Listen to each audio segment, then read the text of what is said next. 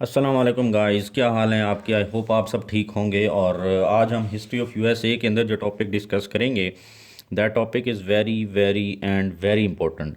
US civil war हम discuss करने जा रहे हैं। और ये नंबर ऑफ़ टाइम्स एग्ज़ाम के अंदर पूछा जा चुका है सीएसएस के।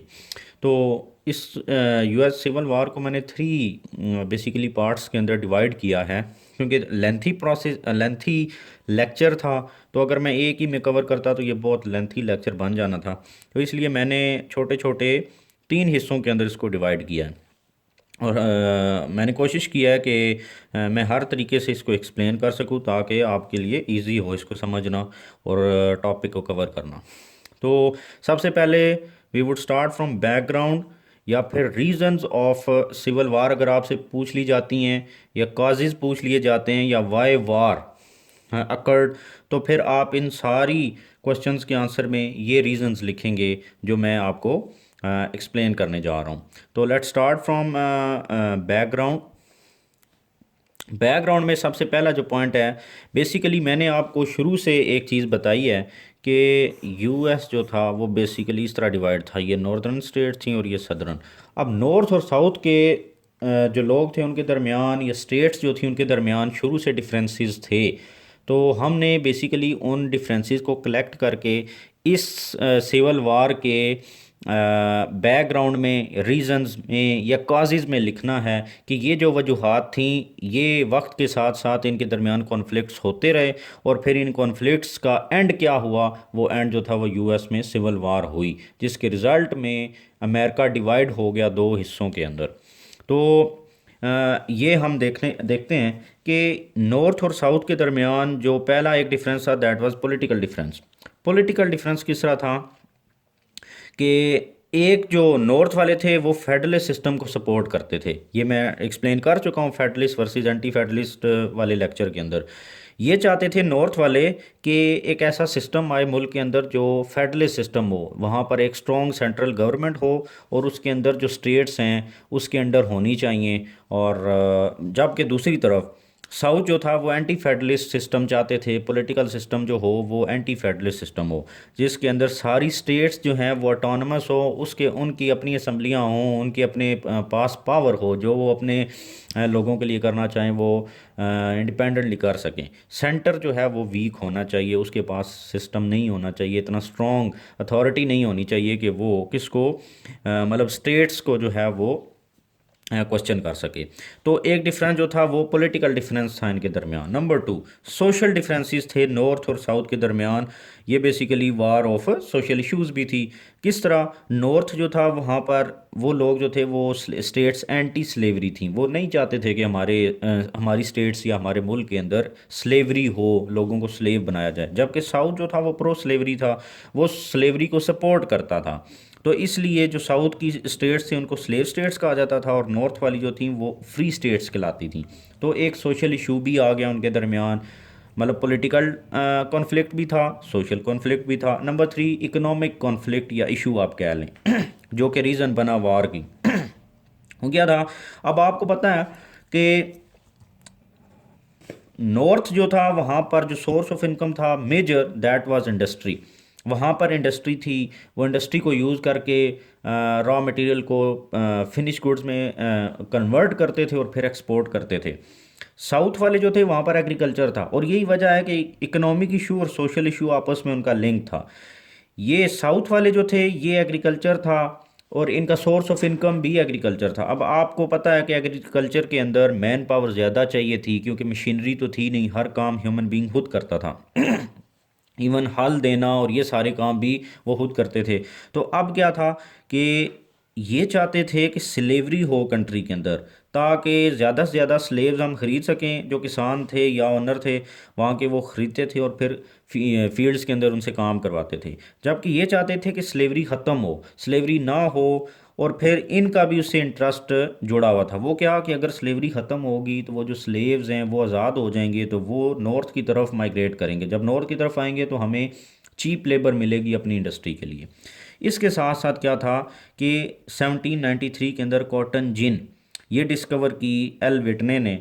ये मशीन जो थी बेसिकली क्या करती थी, ये सेपरेट करती थी कॉटन को सीड से। आपको पता होगा कि कॉटन जो है जब वो पौधे से उतारा जाता है तो उसके साथ सीड भी जुड़ा हुआ होता है, तो वो सीड को और कॉटन को अलग करना क्वाइट डिफ़िकल्ट टास्क है। तो जब कॉटन जिन डिस्कवर हुई तो वो बहुत ज़्यादा आसानी पैदा होगी, लोगों ने ज़्यादा से ज़्यादा कॉटन कल्टीवेट की और सरप्लस प्रोडक्शन ऑफ कॉटन हो गई। तो उससे उन्होंने बहुत ज़्यादा रिजर्व जो हैं वो बनाए।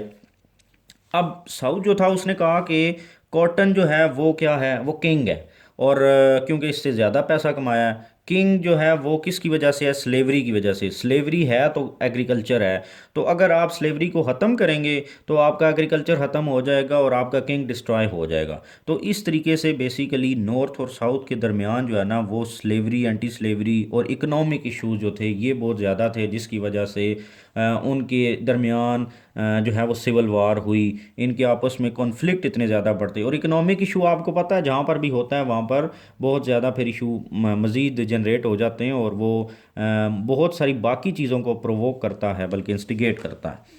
नंबर 4, इंफ्रास्ट्रक्चर डिफरेंसेस भी थे उनके दरमियान। वो कैसे, नॉर्थ जो था वहाँ पर इंडस्ट्री थी, वो रिच स्टेट्स थी, उन वो ज़्यादा प्रोग्रेस कर रही थी वक्त के साथ साथ। वहाँ का इंफ्रास्ट्रक्चर जो था वो बहुत ज़्यादा था एज़ कम्पेयर टू साउथ। वहाँ की एक रेल रोड थी जो कि जिसकी लेंथ 20 माइल्स थी। ये एक एग्ज़ाम्पल मैंने दी है आपको। तो इस तरीके से नॉर्थ जो था ना वो प्रोग्रेसिव था ज़्यादा, जबकि साउथ में एग्रीकल्चर था, आउटपुट कम थी, मेहनत ज़्यादा थी, पुअर थे as compare to rich state, मतलब नॉर्दर्न स्टेट्स लेस डेवलप थे, और इनका जो इंफ्रास्ट्रक्चर था वो भी वीक था एज़ कम्पेयर टू नॉर्थ।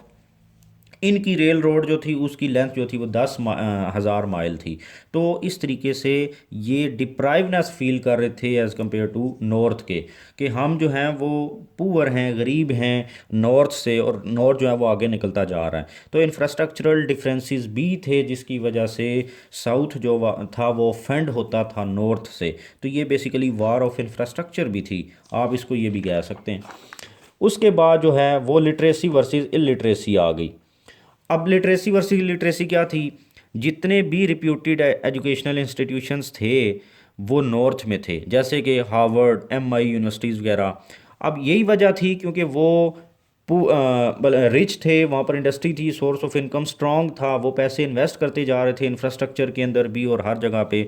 तो जिसकी वजह से वहाँ की एजुकेशन जो थी वो ज़्यादा प्रोग्रेस कर चुकी थी। जबकि साउथ में इलिटरेसी थी, वहाँ पर पैसे नहीं थे, इंडस्ट्री नहीं थी, वहाँ पर इलिटरेसी थी।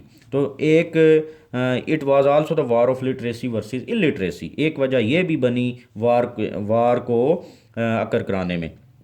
फिर सोसाइटियल डिफरेंस था उनके दरमियान। वो क्या था, ये फ्रीडम चाहते थे। स्लेवरी साउथ में थी, ये स्लेवरी चाहते थे, ये फ्रीडम चाहते थे।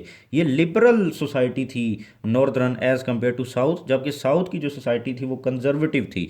एक एग्जांपल इसमें ये भी आप लिख लें कि ये जो थे ना ये लिबरल इस तरीके से भी थे कि जो है ना ये कॉन्स्टिट्यूशन के अंदर अमेंडमेंट्स करने की कोशिश करते थे बार बार, जबकि ये बड़े कंजर्वेटिव थे। ये चाहते थे कि कॉन्स्टिट्यूशन के अंदर जो है ना वो कोई अमेंडमेंट नहीं होगी, जो बन गया वो बन गया। तो इस तरीके के इनके दरमियान डिफरेंस थे। तो ये कुछ रीजंस थी बेसिकली, जो कि रीजंस बैकग्राउंड में थी और जो काजेज़ बने किसके, सिविल वार के इन अमेरिका। तो ये हमने रीजंस, बैकग्राउंड्स या काजेज़ हमने पढ़ लिए। और इसके साथ जो दूसरा हिस्सा है वो है इवेंट्स ऑफ वार, कि वार के अंदर कौन से इवेंट्स हुए बेसिकली जिनको हम वार कह रहे हैं, वो हम नेक्स्ट लेक्चर के अंदर कवर करेंगे। और फिर उसके बाद हम इम्पैक्ट्स ऑफ वार देखेंगे, और फिर at the end constitutional amendments की गई ताकि आने वाले वक्त के अंदर मज़ीद ये कॉन्फ्लिक्ट्स ना बढ़ें और दोबारा हम एक और जो है वो सिविल वार को फेस ना करें। तो ये तीनों चीज़ें हम नेक्स्ट लेक्चर के अंदर देखेंगे। तो आज के लेक्चर के अंदर हमने जो बैकग्राउंड देखा, आई होप आपको समझ आ गई होगी। और अभी आपका सवाल 30% हुआ है, जब नेक्स्ट लेक्चर को आप देखेंगे तो फिर आपका क्वेश्चन जो है वो 100% कंप्लीट होगा। तो आई होप आपको समझ आ गई है। अगर आपको समझ आ रहा है मेरे लेक्चर्स तो मेरे चैनल को भी सब्सक्राइब कर दें। Thank you very much.